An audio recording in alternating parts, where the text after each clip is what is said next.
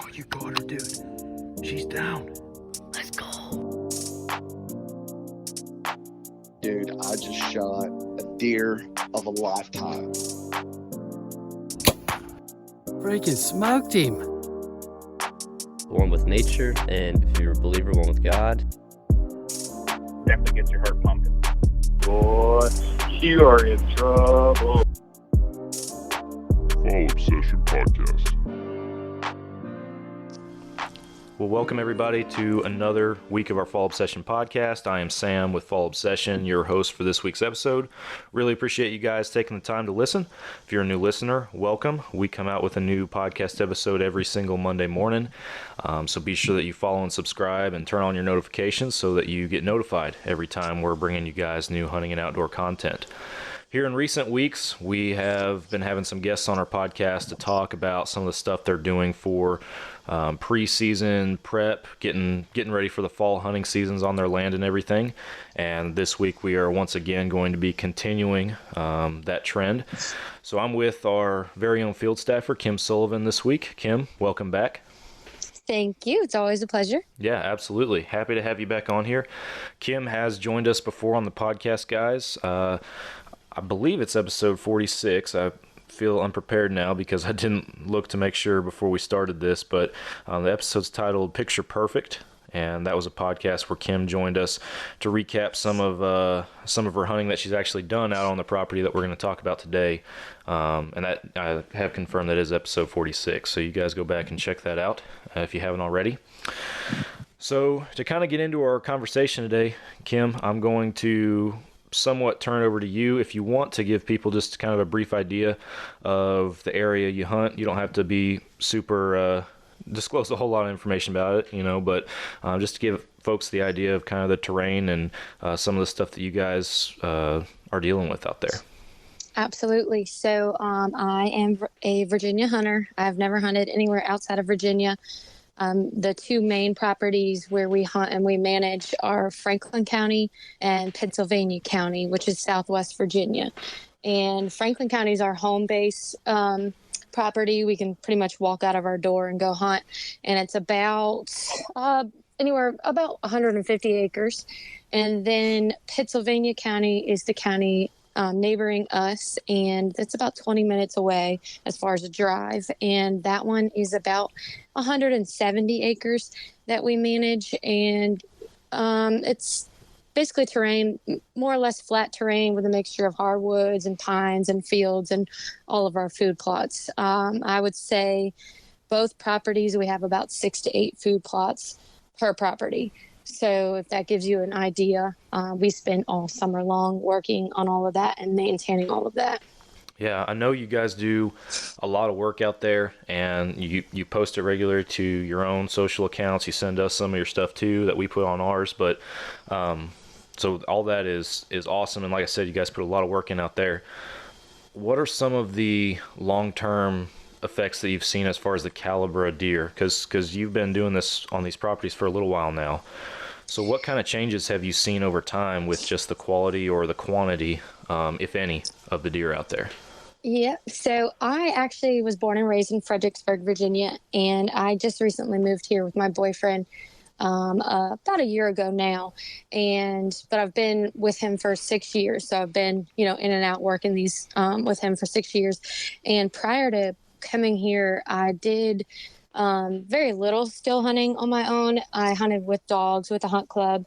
And when I did still hunt, it was nowhere near the results of what I see now. So as far as being here and actually working on the food plots, the amount of deer that I see, especially like right away when I first started this, was incredible to me. Like you would see in the evenings or even in the mornings, just deer just piling into your food plots. And anywhere between, I've had evenings where I see 10 to 15 deer in the same food plot, and that's something that I was never used to. And just to be out there and experience that is crazy. It's incredible to me. It's I can't explain it. If you're a hunter and you go out there and you experience that, you know exactly what I'm talking about. If you're not a hunter, you've got to experience that to understand it. Yep. But just as far as just just being out there and experience how deer move and how deer interact with each other, and just being able to just sit there and quietly see that, it's awesome. And I think a lot of that has to do with the food plotting. You know, they come and they rely on their stomachs, and they come to the food. And prior to food plotting, I never ever experienced that. So just the amount of deer I see in general, the interactions that I see that deer have with each other, it's something I can't explain, and it's been awesome. And then to talk about the bucks on top of that, the sizes of the deer that I used to see to the bucks that I see now, because we're able to watch them and let them grow and let them walk. And we kind of see them develop year after year. And that's incredible to me, just to see how a deer can grow from one year to the next. So just all of that. I mean, it speaks for itself when you're out there. Yeah, it's really rewarding just in the first place that, you know, you're watching all your work come to fruition. You know, it's Yep. not just you know, pictures or videos or stuff like that. You're witnessing it before your own eyes. So that says a lot right there.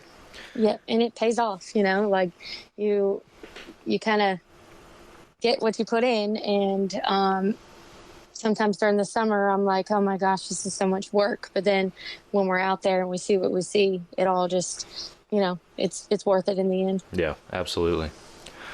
So what kind of, and I've asked, we've had a few guests, like I mentioned, here in recent weeks, kind of discussing their own respective areas and some of the stuff they do on their property. And I've asked both of them so far, and I'll ask you the same. What kind of effects do the neighbors have, if any, on your management style or everything you're trying to do out there? Because that seems to be kind of a hot topic for some, especially, and I know you're dealing with maybe some larger properties, and even some of the guys that we've talked with here recently have, but still the neighbors can have a negative impact on that if they're not on the same page. So how's that all work for you guys? Absolutely. That's a tough question, but you know, in a perfect world, we wish that we had neighbors that were on the same page with us, but it's very rarely going to happen. We have a farm behind us, adjacent to our property, and I'm pretty sure they have kill permits, so that's tough on us. And there's, you know, we try as much as we can to let deer walk and let them grow and try to get them to 4 years old. Sometimes they don't make it till, you know, maybe 3. We try to get 3, 4, 5-year-old deer in here. But a lot of the times the deer that we end up letting go, hoping that they'll make it, they don't. Our neighbors end up killing them, and there's only so much you can do when it comes to that. We still have to give the deer the chances to walk. We want to give them that chance and hope that they make it through, and some of them do. But I know last year, I think 2 or 3 of the deer that we tried to let walk, we know got killed by our neighbors. And it's really tough, but unless you own 1,000 acres, and, you know, it's super hard to manage and when it comes to that aspect, but we still do what we can here. You know, a big part of the food plots is to try to draw the deer here and keep them here, and not so much on the neighbor's side. But, you know, sometimes that just doesn't happen.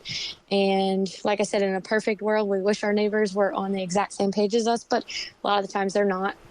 So it is tough, but we have to still be in the mindset that when they're on our property, we've got to give them that chance to grow, got to give them that chance to walk, and they may make it. Yeah. So it's, like I said, it is tough, but you do what you can, and you experience plenty of frustration through the season because of it, but you just got to let it go and just keep focusing on the next thing. Absolutely. Very difficult decision to make in the moment sometimes, for sure. Absolutely. So diving in a little bit more to some of the stuff you do for your management style, and we're going to get into a little bit more specifics other than just kind of generalizing everything. But what kind of stuff do you do year in and year out for your wildlife population and your hunting efforts? And what kind of stuff do you typically assess or consider changing from one year to another? So I would say the top two would be our food plots and then our buck study. And getting into the whole food plot thing, we pretty much assess early spring. We go out and we check our food plots, and we have a mixture. Basically, our main food plots will be a mixture of clover, the brassicas, the rape, turnips, radishes, all of that. And we have some that are just clover. We have some that are just the rape. We have some that are mixed. And for the most part, our clover plots do well year in and year out. And we just basically mow them and maintain them and just continue. When you mow, it kind of makes them thicker as they grow. So for the most part, our clover plots are pretty good. The biggest thing I think that we would do as far as food plots is we go out there, we assess them, and we decide whether we just need to mow and maintain, or do we need to kill off this plot and restart or plant something different. So that's a lot of work in itself, just going out and just, writing down what we need to do, where we need to start when it comes to each food plot. And like I said, we probably have, a total of 16 at the most food plots on our two properties combined. So just writing down, taking notes, and then we start. And, we start probably in May or so with all of that, and we start mowing. If we need to kill off a plot, that's where we start with our roundup. And then we disc it up, and we spend a great deal of our time in the summer paying attention to our weather patterns, because we never know around here what the rain's going to do. This year so far, we've gotten pretty lucky with rain. We even had about an hour rain this morning, so it's helping us. We're not in a drought yet. We've been in droughts before, but we're not this summer, so hopefully that doesn't happen. But just focusing on all of that and, deciding what we're going to plot or what we're going to plant in this plot. It's time consuming. It's a lot of strategy. It's a lot of planning ahead. That's the biggest thing. Like, it's something where you just can't go out and say, okay, we're going to do this here. You've got to plan ahead. You got to pay attention to weather, just all of that. It's a lot of work, a lot of detail. But we pretty much, I think, have it down to a pattern now, and I can't take all the credit. My boyfriend's incredible at all of that, and he's pretty good at strategizing and planning. He's the planner. So but we get it done, and we spend all summer on it, and it's constant work. It's something like, we just went to the beach last week on vacation, and when we got back, we were like, okay, we've got a lot of work to do to catch up. Yeah. So it's just constant work, but paying attention to it all, and just getting it done, and just spending all your time on it, and it pays off. Yeah, absolutely. And so that's the food plot side of it, and then the other top part of it is our buck study. And what I mean by that is our cameras, and we're studying deer all year long. Our cameras are out, obviously, during season. We make sure they're out after season, so we know which bucks made it through. And then we put them out. We start putting them out about end of June, early July. I think that's when around here you can start to kind of tell which buck is which. And, we really pay attention to, okay, we think this is our 7-pointer from last year. This is our 8-pointer from last year. And we name all of our bucks. So I think that helps us, kind of pick out. And then we put our list together of who we think are shooters and which bucks we think are borderline, which bucks we want to pass on if we do see them in the field. And I think, that helps me a ton, because in the moment, I know we talked about this, in the moment, it's super hard sometimes. Yeah. But if you know exactly who that deer is when they're walking into your food plot, and you already know, okay, we're letting that one go, it's a little bit easier. So just getting to know your bucks and putting a list together. I have a list already. I have top 2 so far that I've seen on camera. And my top buck this year, his name is Kelsey. because I am a Kansas City Chiefs fan. Oh, there you and go. No one is better than Travis Kelce. So, Well, we so can't be far, friends then because I'm a Denver Broncos guy. So. Oh, no. Well, I won't hate on you too bad, I guess. But, yeah, so just, just food plotting, planning ahead, preparation, constant work, and then really, really, really getting to know your deer and studying them year in and year out and really paying attention to who's who and putting a list together. I think those are our top two management points that we try to follow and really focus on. Awesome. Sorry, I felt like I rambled on a little bit. No, that's perfect. That's a lot of useful information right there. Now, kind of still on the topic of food plots, I wanted to ask this because some guys that I've talked to recently have alluded to doing stuff like this. Does your setup? Do you guys? Well, let me first ask: do you guys exclusively do bow hunting, or do you bow and rifle hunt? We bow, we muzzleloader, and we rifle hunt. Okay, Yep. so do you change your crops that you have in certain food plots, or do you plan certain crops based on bow stand, rifle stand, how far the shot's going to be, and what time of the year? Yeah, we do sometimes. I think the main thing that we focus on is making sure that we have early season crops and late season crops. And I think usually we will pick out where we're hunting based on what's in our food plot. And, obviously clovers, they're year round for us. And then the rapeseed and turnips and radishes, that really gets going later on in the season. So we try to do a mixture in most of our plots, or, if we have a clover plot here, we're going to do a rape plot right down next to it. That way we have a little variety. And it's, we strategize where we put our stands based on where the food is.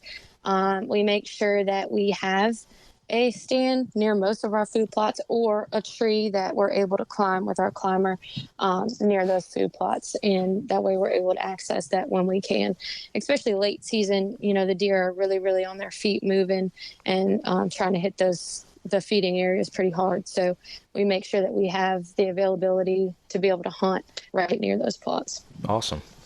Well, very cool. So what kind of tools and equipment do you guys utilize when you're doing all this? Because it's one thing to have a huge operation and big tractors and all that good stuff, or just be a farmer in the first place and have crops that you just hunt, period. But for a smaller scale or smaller properties, what do you find to be useful, whether it's tools that you use for planning or anything throughout the year, or the products themselves that you put in the ground? Yep. So we do not have a tractor. We have 2 four-wheelers that we use, and that's what we do everything with. At times it can be a little frustrating when we're like, okay, we might need to buy a tractor, but we just haven't gotten there yet. But we stick pretty hard with the four-wheelers. We have 2 pull-behind bush hogs that we, cut our food plots with and do all the mowing with. And we just recently got a new one. So we have 2 now. So it's nice because we have 2 four-wheelers, so we can get as much done as we can with that. And then we have a pull-behind disc where we disc up the ground. And we have a seeder that goes on the back of the four-wheeler. We have a tank that goes on the back of the four-wheeler with a sprayer where we sprayed the Roundup and all of that. So basically everything's done through our four-wheelers and our equipment that we have pulling behind the four-wheeler. We also just have a big tire that we use as a tire drag, just to drag the soil over after we plant. And sometimes it's beneficial to have the four-wheeler and the smaller equipment because you can get into areas that a tractor just can't. But then other times you're taking twice as long because, it's smaller and a tractor could get it done in less the time. Yeah. So, but I don't know. I think we do pretty well with our tractors. I mean, with our four-wheelers, and, we get it done and it works out. So that's basically all our tools we use. And then just recently, I started to work with Antler King products, and we're starting to use some of their products. We're actually experimenting with 2 this year. We are doing a lot more, like we're trying a lot more backwoods, off the beaten path food plots. And now when you're out there, you don't get a lot of shade. So, you don't get a lot of sunlight. Right. So we are experimenting with a product called Game Changer Clover, and it is shade tolerant. So we've done 2 of the food plots with that so far. It's a little early to see a ton of results, but we keep an eye on it, and we can see that it's growing, and we're hoping that it's going to put out the results that we want, because we know the deer are traveling through these areas, and we kind of want to slow them down and stop them a little bit in certain areas where we know we might put a climber, we might put a hang-on stand or something like that. So experimenting with that. Also, a big thing that we're into this year that we're kind of obsessed with already, it's Antler King Barricade. And basically it's a sorghum. It kind of grows tall like corn. And we're putting this on the outskirts of our property, like along the roadside, so that, when vehicles are coming down the road, they can't see into our food plots, into our fields. Or a lot of the times, they come by, and then the vehicles, they stop to look at the deer, and then the deer are gone. Yeah. They clear the fields pretty quick. And we're noticing that the deer are using it as cover. We think some of the deer are already bedding in those areas, which we're really going for. It's great. We put it in at the end of May, I believe, and it's doing exactly what it should. It's almost, as tall as I am, and I'm 5'7", so it's getting to be as tall as I am already. And we're going to go out and put a lot more of it and strategize where we want it, because, like I said, you can use it for the deer, use it for cover. They use it for bedding. They use it for travel. You can use it for covering your property, putting it on the outskirts of your food plots. You can use it to help get in and out of stands a lot easier. So we're going to go out and we're going to put a lot more of that out. But that's been exciting, to say the least, especially to see the results of it already. So we're experimenting with those 2 things, and hoping that we get some good benefits from that. So awesome. Well, very cool. Yep. So the next thing I have on my list of notes, I've kind of referenced it as the do's and don'ts. And what I wanted to ask was, is there anything you have learned by trial and error over the years, where things that folks who are managing their own places or putting in their own food plots might consider to either go for or stay away from? You have several years, seasons on seasons experience doing this now, so I wanted to ask if there's what kind of lessons you've learned over the years, if any. So yeah, I would say I've learned that exploring your property and really, really just getting out there and getting to know it is the best thing that you can do, and you can't go wrong with food plots. Where we hunt, we're not allowed to put bait down. We can't hunt over bait, so food plots is the next best thing for us. And I truly think that you cannot go wrong with a food plot, especially, like I said, even now with our experimenting in like little backwoods areas. Even if you don't have a big field, you have areas where you could try to clear off a little bit and even go in with hand tools and get things done. So I would say, like, number one thing that I've learned is you absolutely cannot go wrong with a food plot. Get in there and try it. If you fail one year, get in there and try it again. Like, never stop. Keep trying it until you see results, and I think you'll be surprised. And like I said, exploring your property, getting out there and trying to figure out where bedding areas might be, where deer travel patterns can be, and just strategizing where you can put food plots, where you can put stands, where you can actually get in and hunt pretty easy without disturbing the deer. Just really, really getting out there and getting to know your property. That's a huge do on my list. As far as don'ts, I think one of the biggest things that I've learned through this whole food plot thing is really testing your soil pH levels before you get out there and try to plant. I've seen, some areas where we skipped the lime and we did all of the work, and we put, seed in the ground, did all the work that we needed to, and it just didn't produce the crop like we wanted because we skipped the lime part and we didn't invest in that. And I think, it's, as far as that goes, you can't skip steps. Yeah. If you can afford to really put fertilizer down, do it, because you're going to see results that a lot better results if you just skip the lime part. So I would say, just be very detailed in what you're doing and pay attention to all the little steps, and just try to, do it as best as you can by the book, and you're going to see big results. So as far as don'ts, don't skip important steps like that, because you're going to end up just wasting your time and wasting your money. Also, I guess this year we experimented with field corn. We planted some corn in about an acre area, and I think it was just kind of an experiment for us. We just threw the corn out, and it was growing really well, but we learned that certain crops like that need a lot bigger areas to actually be successful and make it, because we would see we'd see crows out there all the time when it was first coming up, and they just damaged the crops. And the deer, I mean, it's been funny to watch them, but the deer will just come out and just pull up the whole stalk, and that's that. So I would say really pay attention to which crops need larger areas to make it through as well. But a lot of it, you learn from doing trial and error, and you got to get out there and you got to try it. You never know.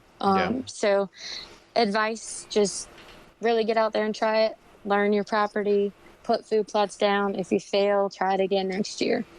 So Absolutely. I think you can definitely benefit from that. For sure. So one of the last questions I have for you, kind of diving in a little bit more to the scouting, because you just talked about knowing your property, learning your property, walking your property, but at the same time that doesn't assess your actual deer numbers or the caliber of deer, obviously, and there comes a time where you don't want to be bumping stuff out of there. So what kind of efforts do y'all make with the trail cameras? And I'm assuming that you put frequent trail cameras out there, especially with the efforts that you guys go to, but are you guys running cell cams or regular cams, or how's all that set up for you guys? Yep. So we have a combination of Cuddeback cell cameras and just regular Cuddeback cameras. On our home property, where we can just walk out the door and go, we have the regular cameras, because it's a lot more accessible for us to, get to the cameras here, and we don't have to drive and check them all the time. I think, there's pros and cons of each. And as far as the non-cell cameras, you're actually going out there and you're able to see kind of what's going on around your cameras. You're paying attention to, what's going on when you walk in. You're paying attention to what the food plots look like when you're out there. You're paying attention to your stands as you're going by them. So you're seeing a lot more, but at the same time, are you disturbing deer when you go in? Right.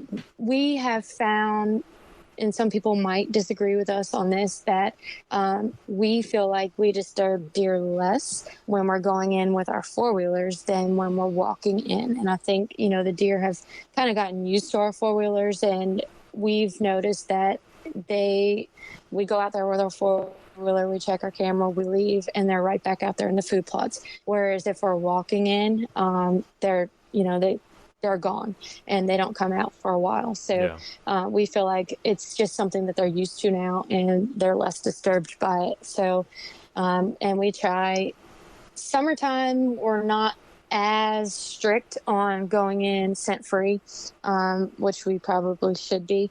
But once it starts getting closer to season, September and whatnot, we really, really pay attention to going in scent free, and really trying not to leave as much as we can around the cameras. And, we spray our hands off, we spray our boots, we try to dress in scent free clothes and all that, because we don't want to disturb their travel patterns once it's getting close. Yeah.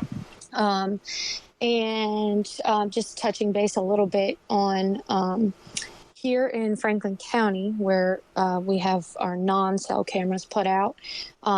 This year there is a yearly ban on bait because there was a CWD disease found in Montgomery County, which is close to a neighboring county here. So we're not allowed to put any bait down whatsoever. Usually we do put, the salt blocks down and the minerals and stuff here in front of the cameras, but we're not doing that this year, obviously, because, it's illegal to at this point. So we're pretty much just relying on our food plots and whatnot to get the pictures we need here, in which we still are getting pretty good pictures. So hopefully that, that stays. In Pennsylvania County, our other property where we do have the cell cameras, there is no ban there. So we are putting down deer minerals and salt and all that. So we get some pretty good pictures, and the deer get attracted to the minerals we put down. So we're getting good pictures with that.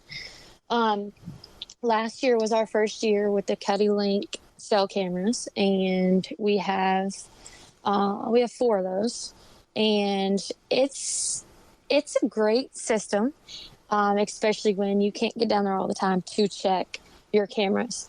I would say it was a big learning curve, learning all of the settings and getting them set up properly. I mean, I was on the phone a couple times with the Cuddyback customer service because I just could not get it to work. You had to update firmware. I'm not sure if, you understand. I'm sure you understand, but there's a lot of people out there that have no idea what firmware is when it comes to, a trail camera. They're like, wait, what? So I had to update firmware by putting it on an SD card from my computer and putting it in the cameras, making sure they're all running on the same system in order for them to hook up properly. So as far as the complicated system, it is very complicated. It has a lot more settings than your normal cameras.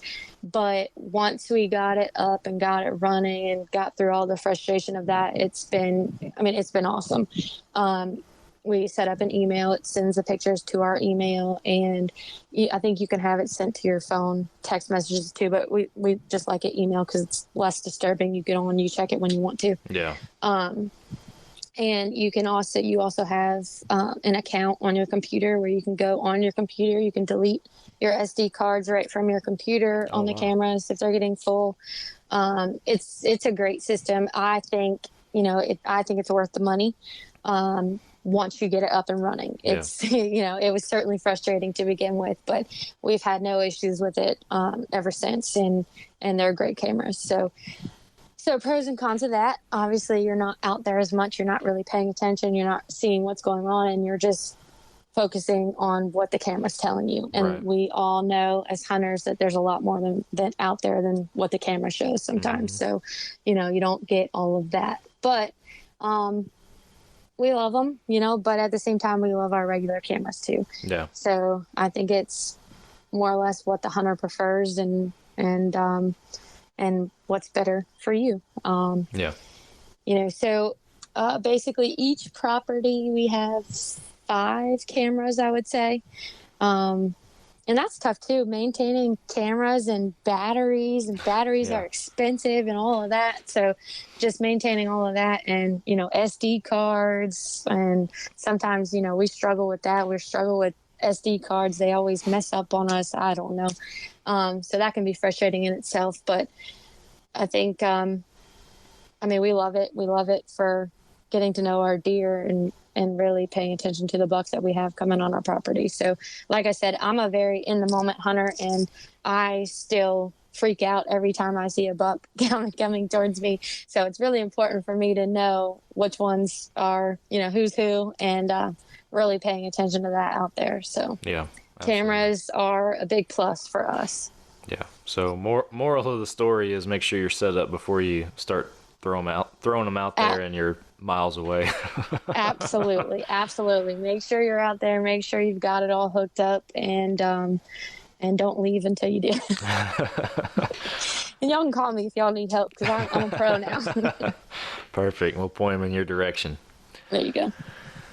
Well, I appreciate you coming on. I wanted to give you the opportunity to kind of, before we hang it up, to recap some of the memorable hunts or memorable deer that you've taken out there. And I know there's probably going to be some duplication with some of the deer that we talked about in episode 46, but it's a new episode, a new year, so I want to give you a chance to share with us some memories before we hang it up.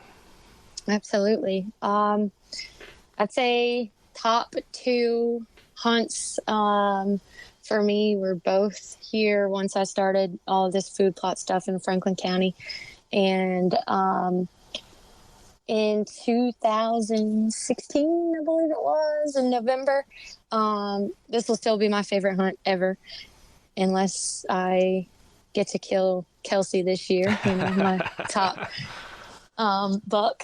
And but anyway, so I had taken my climber in, and I remember it was the windiest day, and it was so cold, and I did not want to hunt. You know what people say about hunting in the wind, like it's horrible, don't do it, but we miss very few days. We get out there as much as we can, and I'm that person where I'm like, if I'm not out there, I know I'm missing something.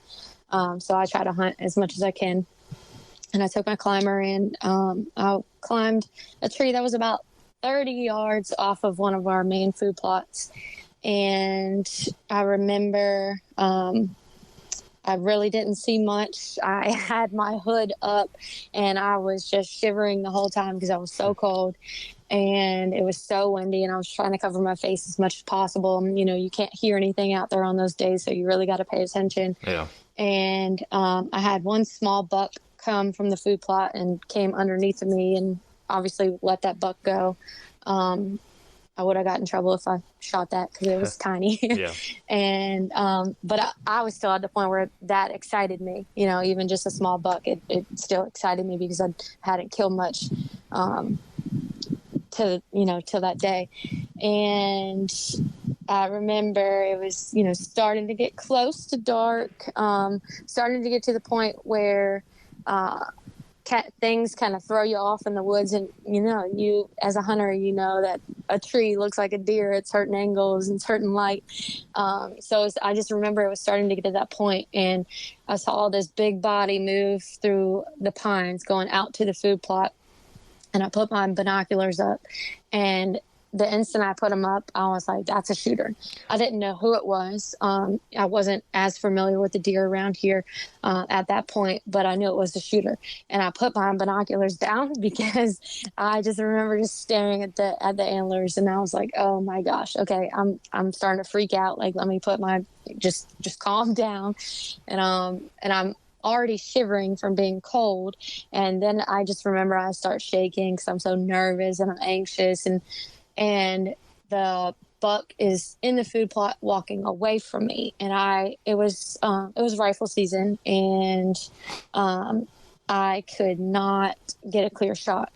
And my boyfriend was hunting probably about 100 yards or so away from me. And I remember texting him being like, shooter in the food plot, he's walking away from me. You got to get down and come around here. Because, I didn't want him to just pop in and pop out and be gone.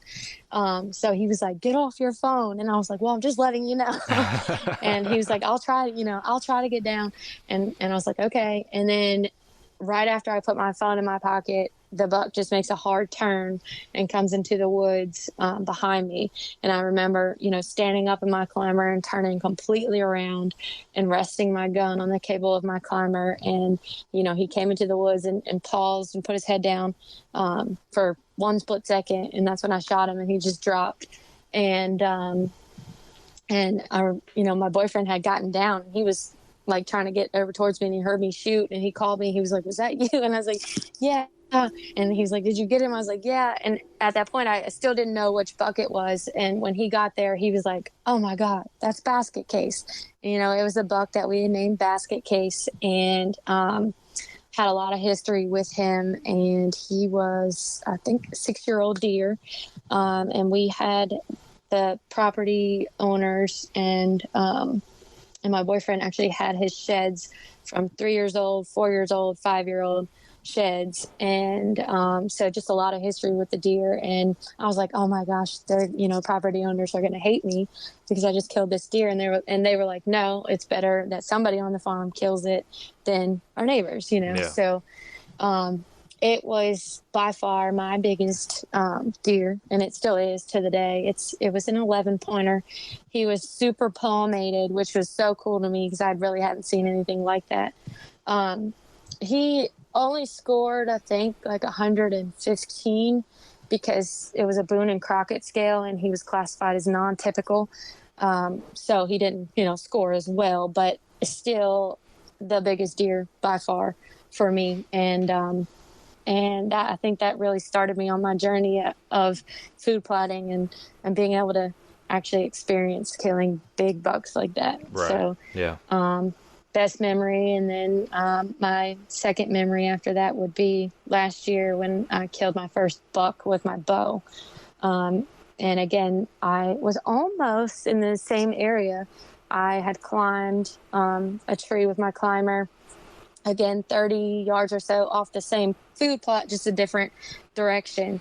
And this was, October 27th, something like that, I believe. And it was super hot. And he came in chasing 2 does straight towards me. And one doe led him right to my left side, which was perfect for the way I shoot. And I shot him at 15 yards, and, he ran about maybe 80, and that was it. And that, I think that's still one of my best memories because bow hunting is super challenging, and just to be able to connect on a buck like that, especially like my first buck with the bow, it's one of those experiences that you don't forget. I love bow hunting because of the challenge, but it's super frustrating as well. So just being successful in that speaks a lot for itself. Absolutely. So yeah, definitely one of my top memories. Awesome. Well, Kim, we appreciate you coming on this week and sharing some of the stuff that you guys got going on out there, and all the many things y'all are working on. Thanks for coming on. You are so welcome. We don't have too much longer till hunting season. No, it is. Counting down. It is right around the corner, and I'm excited. Yes, it is. So looking forward. Still a lot of work left to do, but Yep. We're super excited for it. Absolutely. Same here. Before I give our closing spiel, you want to tell folks where they can find you on social media, since, like I said, you guys do post fairly regularly, it seems, to your account on what you guys are doing out there. So.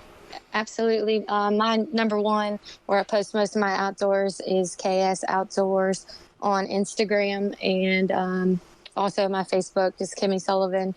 I am going to try to do a lot more on my YouTube channel, which I have that posted on my Facebook, the link as well, and my Instagram. I think it's posted on there. If not, I'll make sure I update that, because I'm going to try to do a lot more videoing and whatnot, and kind of getting my stuff out there. So Awesome. Well, very cool. Well, guys, thank you all for tuning in and listening to another week's podcast. If you haven't already, go follow Kim on the pages that she just mentioned, and follow Fall Obsession on Facebook, Instagram, Twitter. You can subscribe to our YouTube channel. We are also working on ramping up our video content and have a lot of new video series in the works, some revolving around some deer management and everything. So stay tuned for all that. FallObsession.com, that is the hub. That's where you can find all of our content, videos, product reviews, wild game recipes. Podcast is on there as well, and on that podcast page there is a form you guys can fill out to send us some feedback on our podcast. We take criticism constructively, so let us have it on there. And if you haven't already, whatever app you're listening to this podcast on, hit that follow and subscribe button. Make sure your notifications are turned on, because, again, we come out with a new one of these every single Monday morning. So be sure that you guys do that if you haven't already. Kim, thank you again. Appreciate you coming on. thank you so much.